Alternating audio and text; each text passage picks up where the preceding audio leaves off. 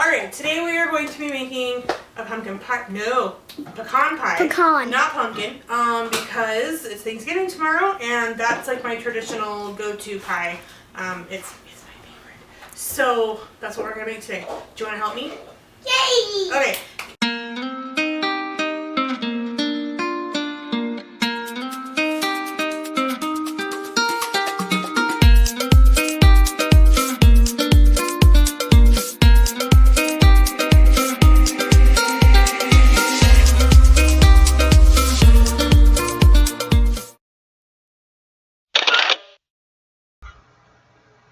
Okay, so in this video, Wes and I are attempting to make my pecan pie that I like to take to Thanksgiving. I usually follow something similar to the Pioneer Woman's pecan pie recipe because she is like my idol. And we love her at our house. We actually have a lot of her books. We love Charlie. Anyway, we like it a lot. So for my pecan pie, or I guess her pecan pie, we start off with 1 cup of sugar, white sugar, 3 tablespoons of brown sugar, 1 cup of corn syrup, half of a teaspoon of salt, 3/4 teaspoon of vanilla. Does anyone actually really measure vanilla? No, they don't. 1/3 of a cup of melted butter. That was what Wes and I were having the argument about at the beginning. I love him to pieces, but he wanted to do the whole stick of butter, so we just gave up and went with the whole stick because it just made sense at that point. I also do 3 whole eggs that are beaten, and then a cup of pecans, which I just sprinkle on the bottom of the pie plate. So here, Isla is beating the eggs. You get to see my lovely light. We are in the middle of remodeling our kitchen, so it's kind of a hot mess in there. Like, most things are 90% done, I would say. Like, we still need to work on some light fixtures. There's a light fixture that's going to be going in above the sink, stuff like that. So anyway, and then to Isla's, I guess it would be her right, is like a cupboard that we had pulled out because we were working on the wall. So it's like this big, dark corner. And it's just a hot mess in there, but we're working on it. And it was fun attempting to do Thanksgiving in the middle of construction because, I mean, who wouldn't want to cook in a construction zone? I mean, it makes it fun. Look at me with that little spatula. Or as we like to call it in our house, a rubular. Once upon a time, I asked for a rubber spatula at work. It came out rubular, and therefore, it has been hashtag rubular all the way. We are using a pre-made pie crust. I know that probably goes against somebody's sensibilities, but it is what it is. Again, I'm doing cooking in a construction zone, so we're going with whatever is the easiest option to get us the best results. So this is me trying to teach Isla how to put it into a pie plate, which my pie plate is a little big for that pie crust. Next year I'll probably have to need to do like a smaller pie crust or a smaller pie plate because that pie crust was just too small. Once it cooked, pie crust, it shrinks, and so by the time it cooked, it was barely hanging on, like it was barely above the pecan pie part. So that was fun. But it was really fun trying to do this with her and the kids, and by really fun, I mean an absolute freaking zoo. But I mean, what isn't a zoo when you're cooking in the kitchen with kids? So makes it fun, and I love creating the memories. The memories are what are really fun for me. So, oh my gosh, Wes was getting really cranky that he was behind the camera, so we had to do a swap out, and he got to help. Oh, that's my favorite part, and it smells so delicious. And then we just get to pop it in the oven.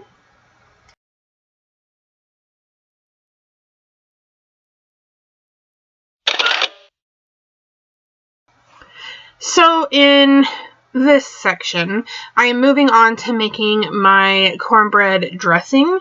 Now, the cornbread dressing is something that has been in my family for since the dawn of time. So it is something like when Greg and I got married, I brought it with us to the family. It was like my contribution to the new world. Anyways, long story short, I'm also trying to get this cornbread going while Greg is trying to make dinner for everybody.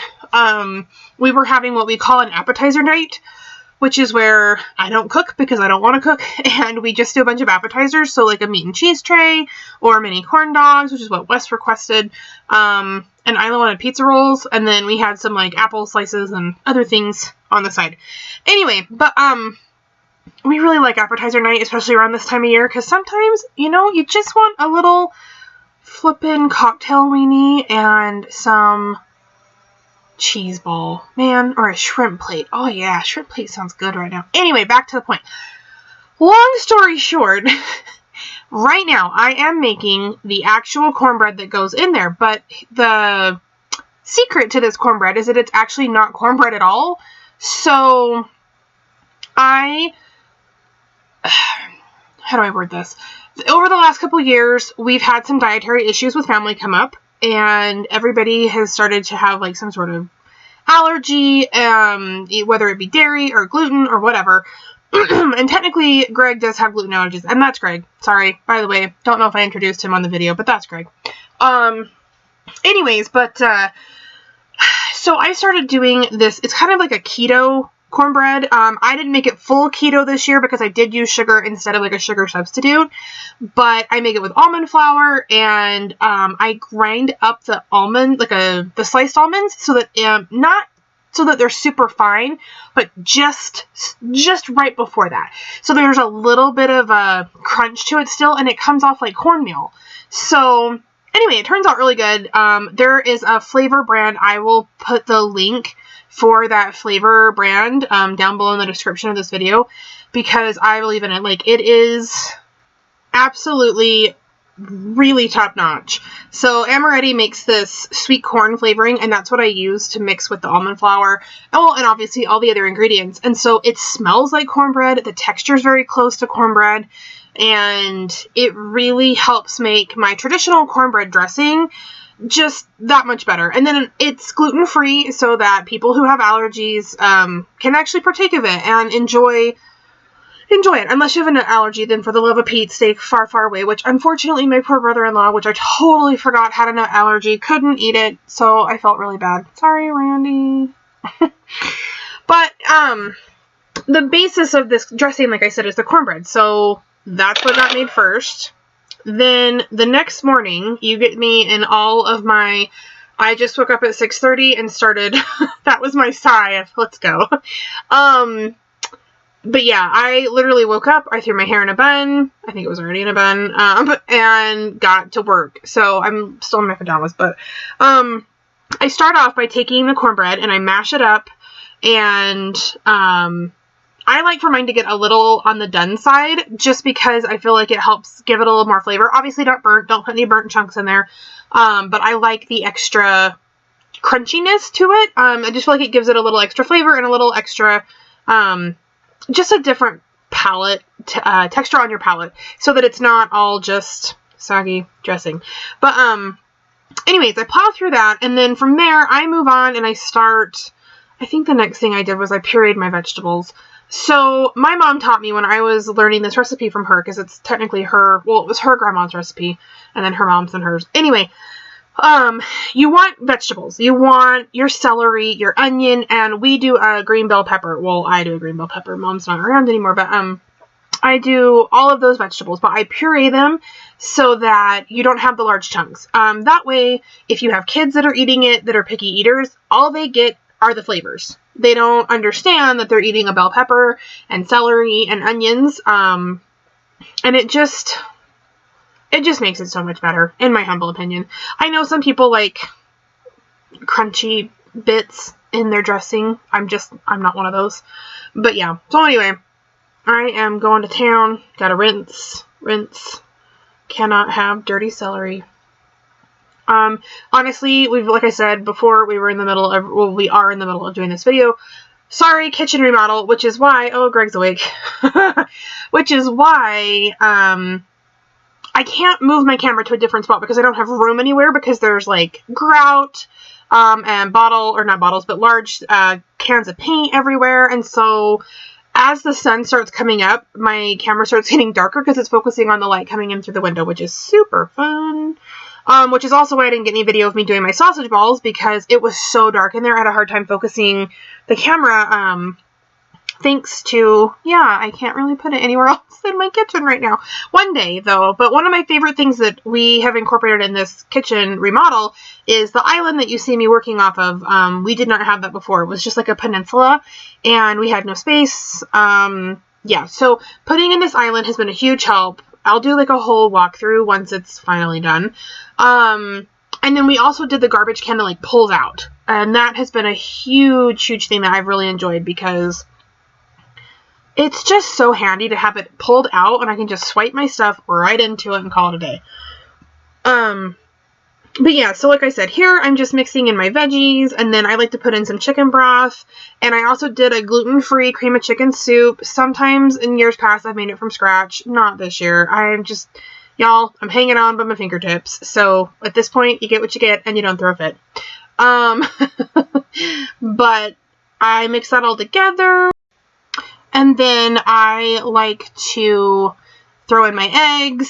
I really Paula Deened it this year. I threw in some extra butter for, you know, flavor, because why not? But then after all this is said and done, I throw it in the oven and it cooks for about 2.5 hours.